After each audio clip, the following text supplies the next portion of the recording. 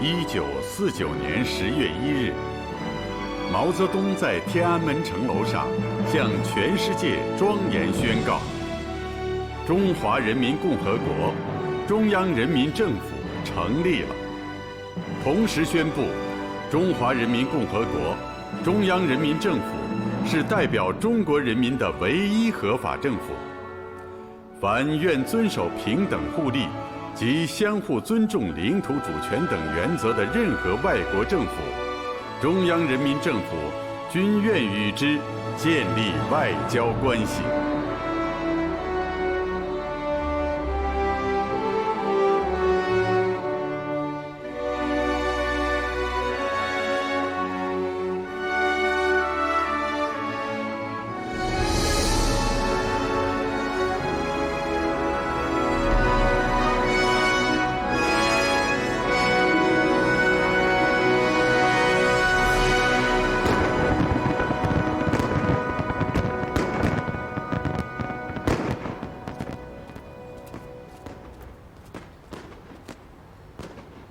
这是中华人民共和国成立的公告。周外长要求，今晚12点之前务必送到世界各国的驻华使领馆。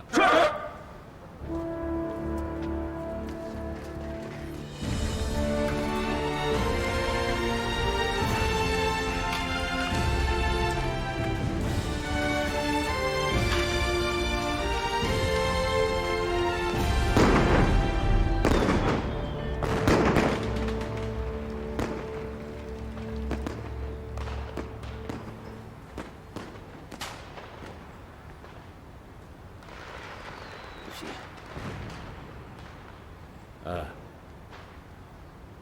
嘉祥啊，你还记得咱们两个第一次喝酒是什么时候吗？我记得是在长征刚开始不久。就是刚刚打完了湘江之战，你和博古李德大吵了一架，到我这里发牢骚，咱们两个是借酒消愁啊。我想起来了。从那次谈话以后啊，我才渐渐地了解了主席。在那之前，你是从苏联回来的留学生，红色的布尔什维克。我呢，也就是一个山沟沟里不懂马列的土帽子。咱们彼此都是有些成见。那次谈话之后，洛甫也加入进来。侯场会议、黎平会议。后来有了遵义会议，把左倾机会主义者赶下了台。说来惭愧啊，刚回国的时候啊，我总是高高在上，也犯了不少错误。哎，人非圣贤，谁能一贯正确？我不是也犯过错误吗？我在党的7大上说过，王稼祥同志对中国革命是有巨大贡献的。主席过奖了，过奖了。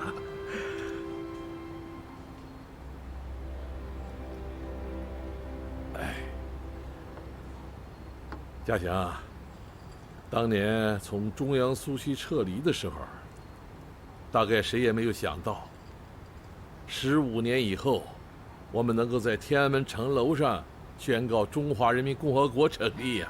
长征那会儿啊，净想着怎么生存下来了。至于胜利嘛，那好像都是下一代的事儿了。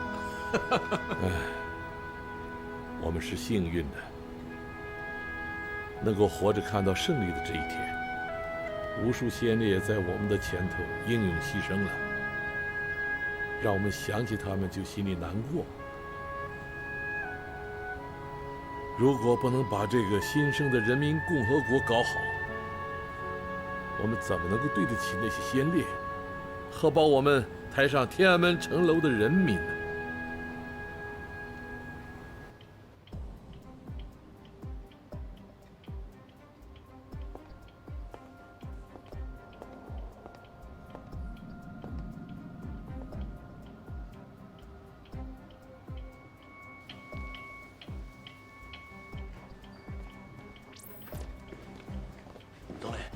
高华，您怎么不睡会儿啊？一封电报也没来吗？没有。不管多晚，一有电报来，立刻通知我。好。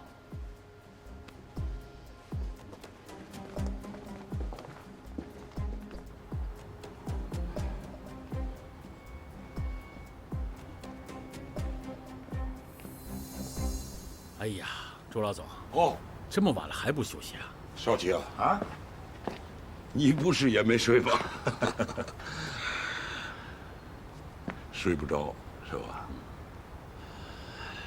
想问问恩来消息？是啊，怎么还没回来呀？没有。少奇啊，想起来当年我们闹革命，就是希望想建立一个人民当家作主的新中国。想不到这个理想在我们的手里实现了。闭上眼睛，真有做梦的感觉。是啊，但是老总啊，跟你说句心里话，新中国呢，咱们是建立起来了，可是我担心世界各国能不能承认我们。老总，少奇啊，你们啊别在这儿等了，主席和驾祥在亭子那边呢，咱们也过去吧。啊，主席还没睡？没睡呢。你看看，我还考虑他累了一天，别去打扰他，结果他还没睡。那好，咱们走吧。走。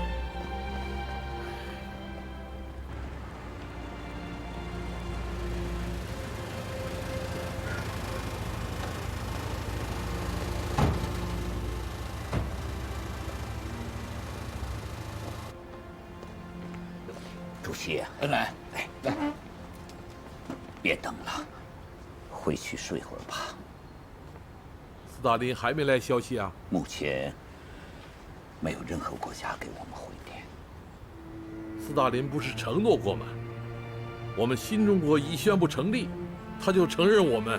恩来，主席啊，苏联跟我们啊有6个小时的时差，现在是他们的早晨，可能还没上班呢。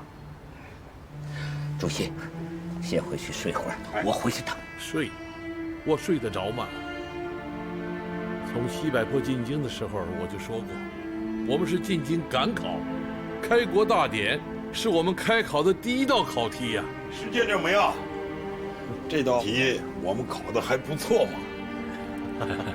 老总啊，你说这话为时过早啊。我们宣布了中华人民共和国的成立，但并不等于得到了国际社会的认可呀。这就好比我们写了答卷，老师还没有给分数啊。主席啊，你别太着急啊。我上次去苏联的时候，斯大林同志曾明确表态，只要我们建立了新中国，他就承认我们。天快亮了，你们都先回去休息会儿，有什么事情，我立即通知你们。休息？恐怕今天晚上谁都睡不着啊！主席啊，你这不是有酒吗？我和少奇过来，就是陪你喝酒的。行，来吧，行，哎，来。父亲，我真的有点想不明白，您为什么突然就取消了轰炸北平的计划？这对我们来说是个很好的机会。你想过没有？即使我们炸死了几个中共的高级将领，接下来全国乃至全世界的舆论就会一边倒了。我理解你的心情，但历史经验告诉我们，得天下者不代表着他不失天下。当年中山先生领导的辛亥革命推翻了帝制，可没过多久，不就让给了袁世凯吗？而你父亲我，是中华民国第1任民选总统，可也就做了1年不到，就让位给他李宗仁了吧？世间万物，得之不易，失之必易，这是千古不变的自然规律。何况，他毛泽东虽然搞了一个轰轰烈烈的开国大典，但世界上又有多少国家能承认他这个中华人民共和国呢？我明白了，父亲。您考虑的不是一城一地的得失，您是为了我们长远的发展。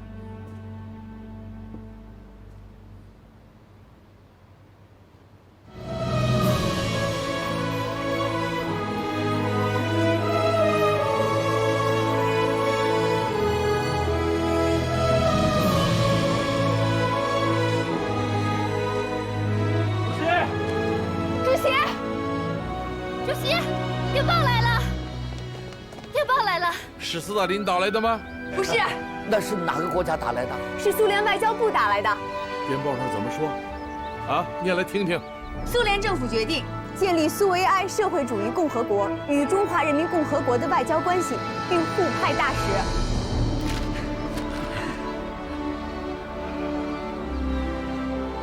斯大林同志没有食言。斯大林同志没有食言呐！主席啊，这一下，你的心可以放在肚子里了吧？苏联老大哥一带头，我们很快就能得到其他社会主义国家的承认。哎，老总说的对呀。文莱，我们要充分利用跟苏联建交这一个契机，在国际上展开强大的外交攻势。只要社会主义国家断绝了与国民党政权的联系，不需要外交谈判，马上就可以建立外交关系。帝国主义越是怕我们站起来想孤立我们，我们越要做出个样子来给他们看一看。本来呀，这个中华人民共和国的第1任大使的人选啊，你得赶紧落实下来。首任大使啊，一定要选一个德才兼备的人。是啊，而且啊，还要是一位特别熟悉苏联情况的同志啊。本来，你说呢？大家的建议都很好，这个人选早在西柏坡的时候，主席就考虑好了。谁呀？远在天边，近在眼前呐！嘉祥。对，嘉祥是我们外交部的副部长，兼任首任中华人民共和国驻苏联大使。老总，祝贺嘉祥！谢谢。主席啊，人来，你们大家放心，我一定不辱使命。嘉祥啊，你是新中国成立后第一个派往国外的大使，又是第1位驻苏联的大使，啊，中华人民共和国在海外的第1面5星红旗，就将由他亲手升起。你了不起啊！过去旧中国办外交，是看着洋人的脸色办事，跪着办外交。我们新中国的外交，一定要高扬中华民族精神的旗帜，坚持独立自主，以崭新的面貌出现在世界人民面前呢。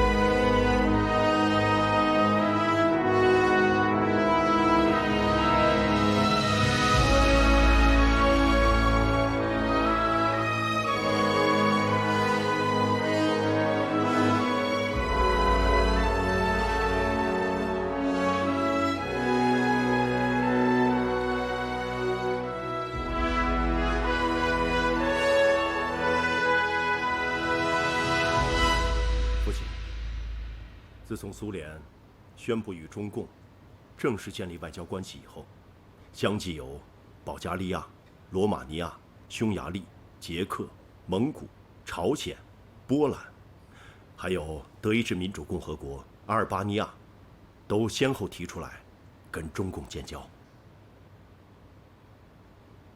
这些都是以苏联为主的社会主义国家。在联大上，我们得罪了苏联，种下了仇恨的种子。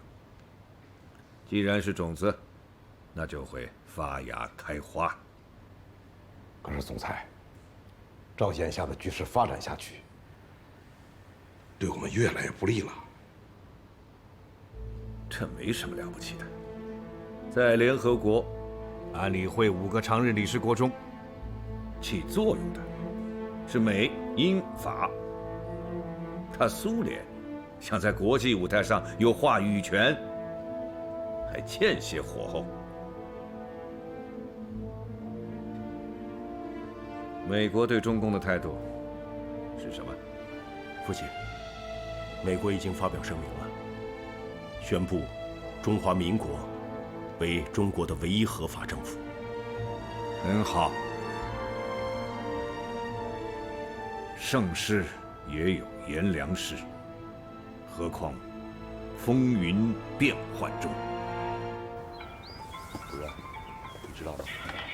这栋建筑可是……你说说。这栋建筑可是当年清政府为了迎接德国威廉2世耗巨资打造的。后来啊，这里啊成了晚清政府的总理各国事务衙门。辛亥革命之后啊，袁世凯的北洋政府也把外交部设在这里。我真的觉得，咱们新中国的外交部设在这里啊，真的是很有意义。你说的一点没错啊，总理也是这么说的。他说，凡是在他的任期之内，绝不允许我们建造新的外交部大楼。依我看，新中国的外交部建立在这个前清朝的外交旧址上，意义不一样。在这里上班，你不觉得有一种责任感跟使命感吗？哎呀，看来啊，还是领导有高度啊！啊，哎，你这臭小子，从国民党那儿学来的油嘴滑舌，这臭毛病能不能改改？行，我改还不行吗？我先进去啊。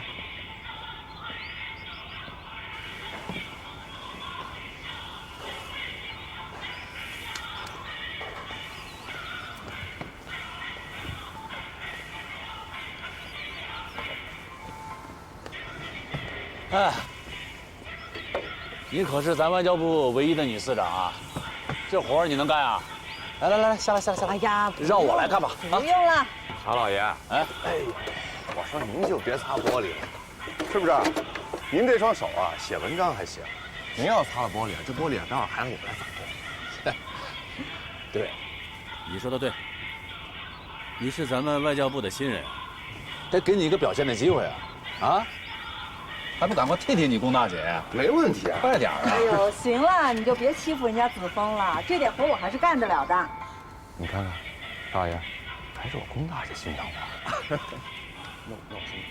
你忙吧，臭小子！来，我帮你。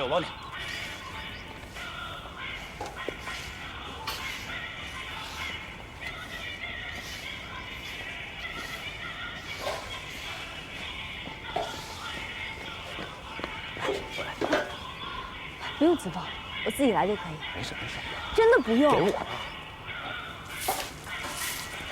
姐，燕子，你怎么来了？特务！哎，你走开，走远一点！你谁这么打人呢你？姓何的，我告诉你啊，离我姐远一点！狗特！不是你骂谁狗特务呢？骂的就是你啊！你别忘了，你当初怎么欺负我姐的？在重庆的时候还敢到家里来威胁我爸，你别以为我不知道。行了，燕子，怎么跑这儿来了？小燕子，哎，你还记得我吗？你小的时候我还驮过你呢。少在这给我套近乎！姐，我们走啊，离这种人远一点。狗特务！燕子，你听我说，燕子。燕子，你不好好在家待着，上这儿来闹什么呀？姐，我是来报道的。报道？真来外交部上班了？对呀，你看，你跟爸都不肯幫我，那我只有自己报名参加应聘考试了。我笔试、面试考的都是第一，他们一下就录取我了。这么厉害呢？我可提醒你啊，外交部可跟其他单位不一样，你要是真到这儿来工作，这性子必须好好改改，知道吗？刚才那种事情绝对不能再做。刚才我那是为你打抱不平，你忘了吗？他当初怎么欺负你的？行了，都过去了。 就奇了怪了，像他这样的国民党特务是怎么混进这么重要的部门的？什么国民党特务？他一直是咱们自己人。自己人？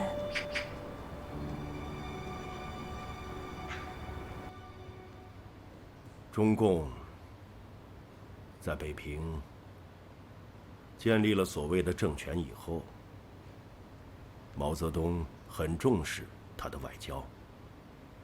他已经指派了周恩来兼任了外交部长。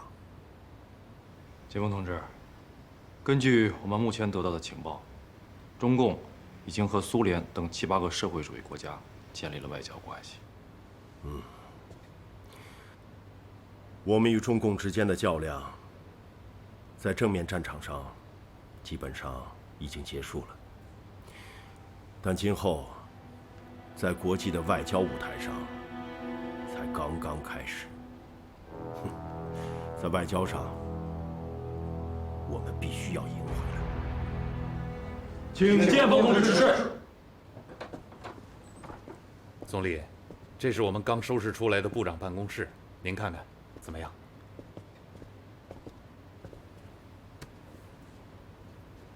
我不是叮嘱过你们吗？要因陋就简。怎么搞得这么奢华呀？ 啊，总理，这屋里的摆设都是旧物利用，我们没有添置一件新的家具。这红木家具都是原北洋政府外交部留下来的。是啊，总理。咱们外交部不同于其他的部门，咱们经常跟外国人打交道，在某种程度来说，这也代表咱们国家的颜面，咱也不能搞得太寒酸了，是不是？何子峰。 就你会说话，我可告诉你们，在我任外交部长期间，绝对不允许盖外交部大楼，不准增加更多的房间和办公用具，一定要勤俭办外交，记住没有啊？记住了，记住了。总理，这是咱外交部全部工作人员的名单，您过过目。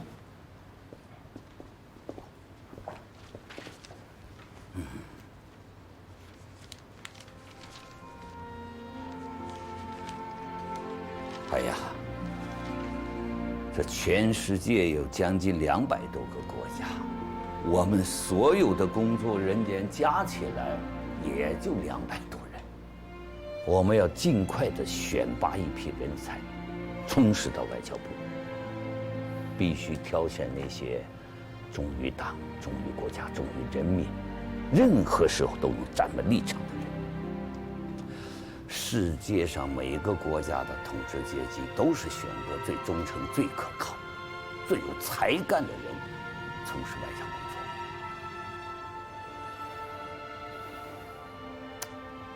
总理说的的确是。比如说像我这种人吧，虽然忠实可靠，但确实能力有限。我真的是觉得不太适合在我们外交部门工作。子峰。 总理，我这开个玩笑，我那边还有点事儿，那我就先走了，总理。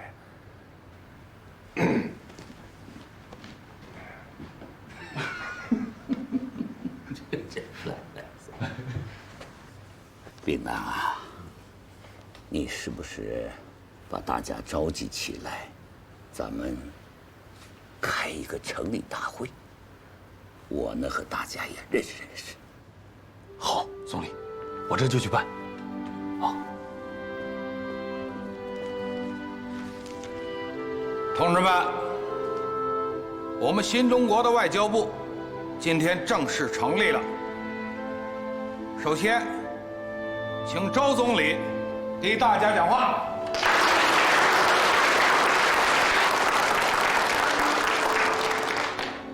今天我在讲话之前呢，我首先要指出李克农副部长的一个错误。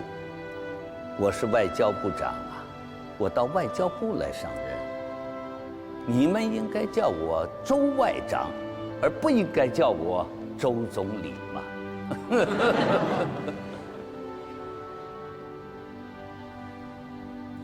我们外交部有好多是我的老相识了，当然还有很多新面孔。我们第一次见面，下面我就开始点名。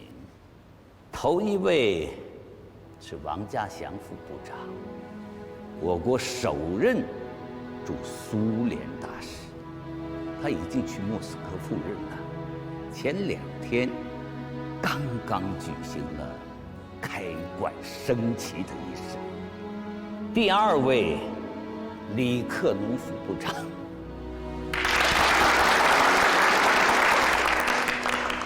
早在3年前啊，克农副部长在北平军调处任秘书长的时候，就在军统特务的监视下从事外事工作，可以说是老外交了。张汉夫副部长正在上海赶来的路上。张副部长留过美，留过苏，是20年代入党的老党员了，当过省委书记。抗战胜利后呢，就在香港从事外事活动。天津刚刚解放，他就主持了天津的外事工作。上海刚刚解放，又被中央派去上海，主持上海的外侨工作。办公厅主任王炳南。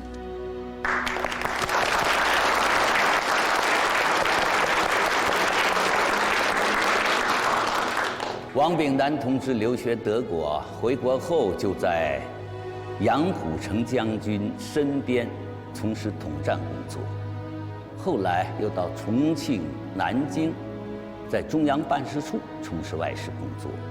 中央成立外事组后，任外事组的副组长。亚洲司司长沈端先，这个名字大家可能觉得很陌生。可是说起他的另一个名字夏衍，如雷贯耳吧？我想啊，你们大家一定看过他的电影。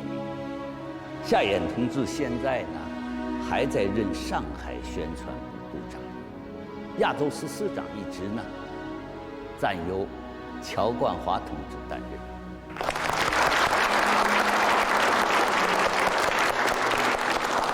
冠华，你家是5代秀才吧？祖父以上几代都是，到了我父亲这一代就断档了。不过不是我父亲他不努力啊，是这个科举考试停了。嗨，所以我们的乔老爷很会读书啊。先在清华攻读黑格尔的哲学，在日本东京帝国大学苦读康德的哲学，又在德国的鲁宾根大学以研究庄子的哲学的博士论文，获得了哲学博士学位啊！啊，对了，我们在座的还有在国外获得博士学位的同志吗？有，总理，我们情报司的副科长蒲寿昌同志，就是从美国哈佛大学毕业的哲学博士。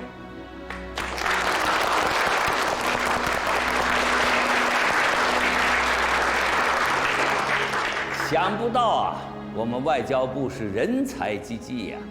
小蒲同志啊，你今年多大了？是哪里人呢？报告总理，我是江苏无锡人。啊，1925年生日。江浙出才子啊！小蒲啊，你的外语一定很好吧？将来你在外交部工作，那一定有用武之地呀！报告总理，我的英语马马虎虎啊。哎，龚鹏同志，你先不要坐。龚鹏同志大家都认识吧？他就是乔冠华的夫人。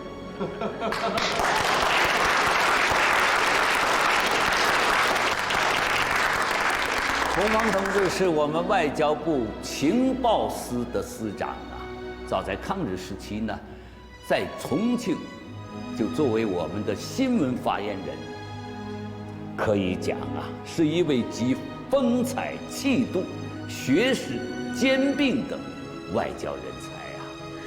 总理，您太过奖了。我讲的是事实。当时啊，你在重庆比我的名气还要大呀。请坐。哦，对了，我们还有一位女司长，龚普生同志，她就是龚鹏同志的姐姐。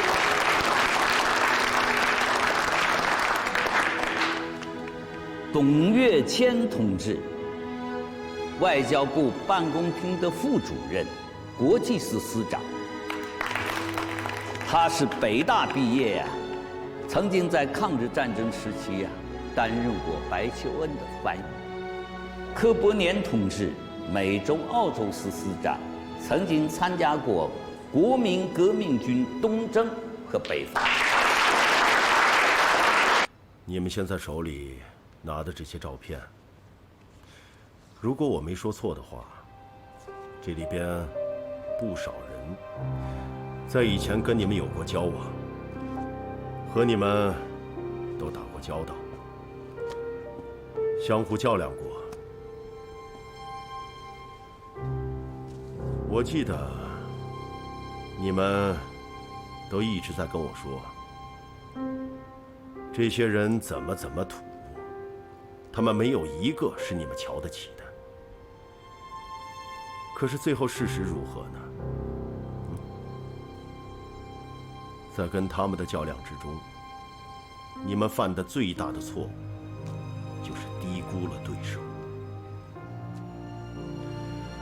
我可以告诉你们，这些人都是周恩来百里挑一的精英，是人中之龙凤。今后你们与他们的较量一定是激烈和残酷的。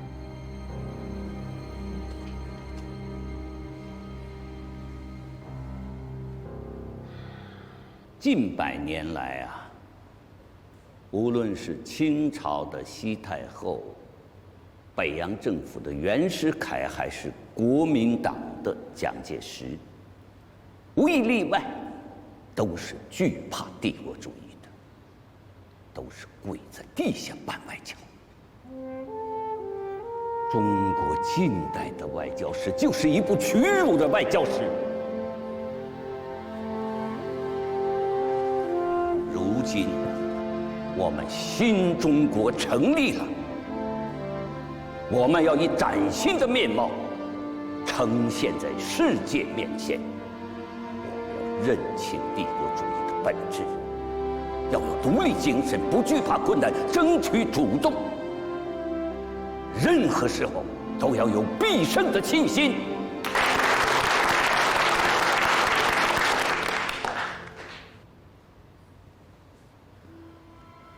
外交工作和军事工作一样，所不同的是，军事打的是武仗，而我们外交呢，打的是稳仗。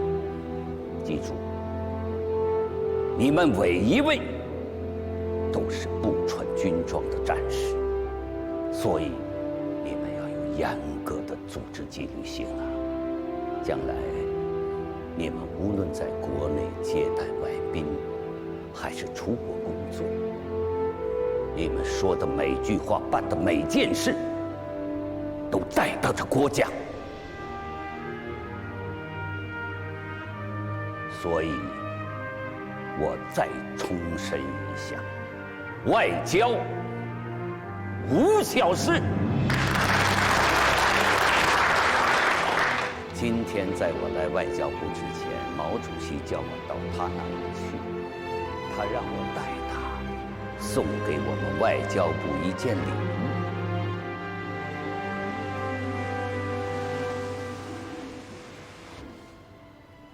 大家看见了，毛主席把这件礼物送给我们外交部，意义十分的深远呐。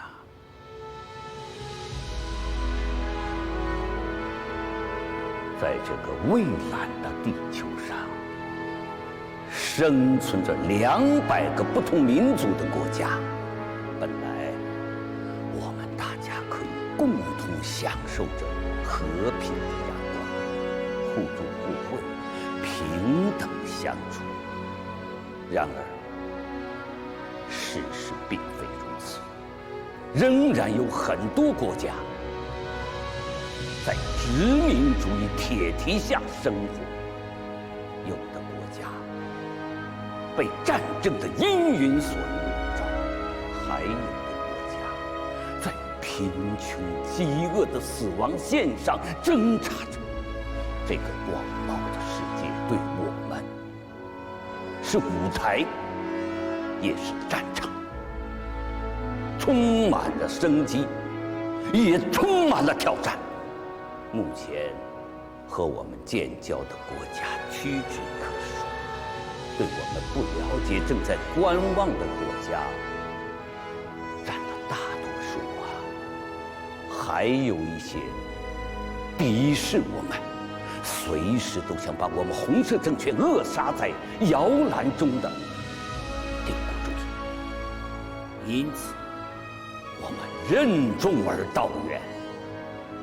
我们要经过自己的努力，广交朋友，让5星红旗一面一面的插遍全世界。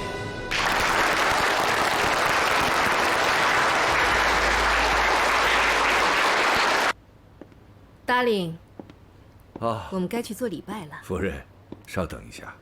走啦。好，好，好。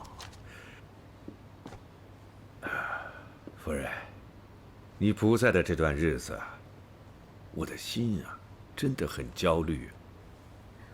我这不回来了吗？你回来，我就安定多了。在美国的这段时间，我终于体会到了什么是世态炎凉。与我1943年赴美相比，美国政府对我的态度几乎是180度的转变。啊，夫人，天意从来高难问，况人情老易悲难诉。别在乎，其实他美国啊，也就是看我们大势已去，为了他们自己的利益，在向共产党献媚罢了啊！这不是献媚，这是害怕。说说。从这点来看，美国政府的信仰是和我们一致的。他们十分惧怕共产主义在世界蔓延，所以啊，我们要始终高举反对共产主义的旗帜，这样，他们才不会抛弃我们。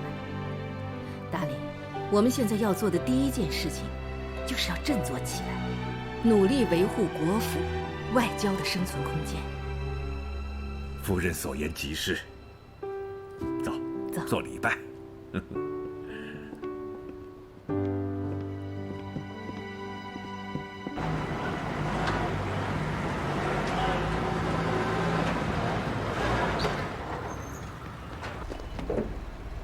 怎么是你啊？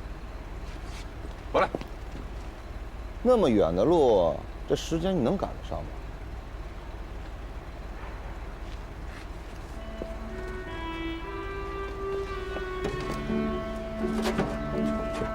陪我，你怎么完成任务？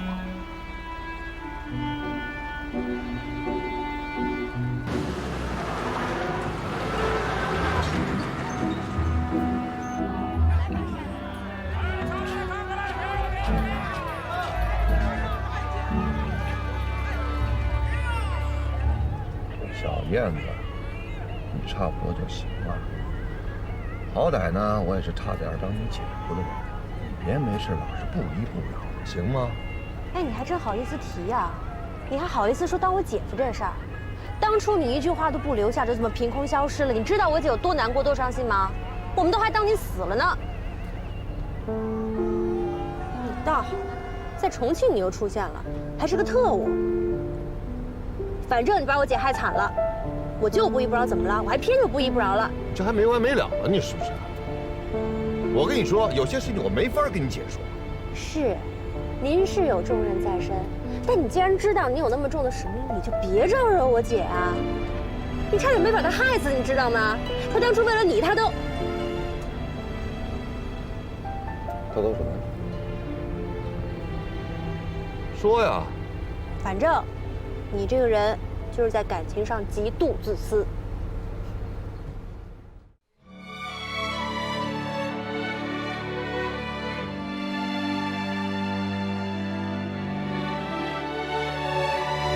纷乱的世界上，我心不走过；变幻的风云里，你越发巍峨。唯有那么一天，环球同此两人，云水间响彻我们